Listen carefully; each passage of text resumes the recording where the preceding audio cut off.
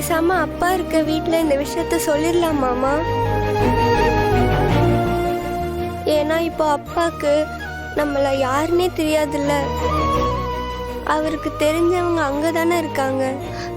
இல்ல தமிழ், இந்த விஷயம் அவங்களுக்கு தெரிஞ்சா தேவையில்லாத பிரச்சனையெல்லாம் வரும்.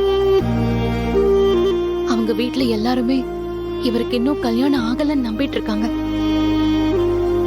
இப்ப இவருக்கு ஹார்ட் டிரான்ஸ்பிளான்ட் நடந்தது தெரிஞ்சா அப்புறம் இவரை பத்தி எல்லாமே தெரிய வரும். அதுக்காக சொல்லாம இருந்தாலும் பிரச்சனை தானம்மா? பிரச்சனை தான் தமிழ்.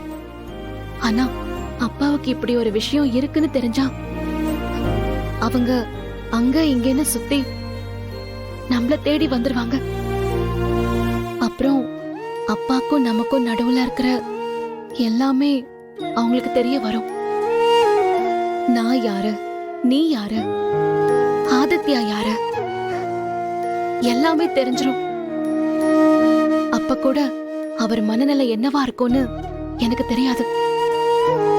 ஆனா இது எல்லாத்துக்கும் மேல இன்னொரு முக்கியமான விஷயம்.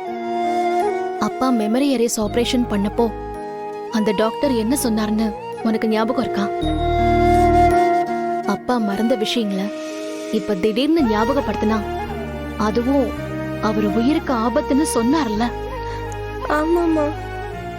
அதனால இந்த விஷயத்தை நாம சொல்லாம இருக்கிறது தான் நல்லது. ஆனா அம்மா, மறுபடியும் அப்பா இந்த மாதிரி மயங்கி விழுந்தா 40 நிமிஷத்துக்குள்ள ட்ரீட்மெண்ட் பார்க்கணும்னு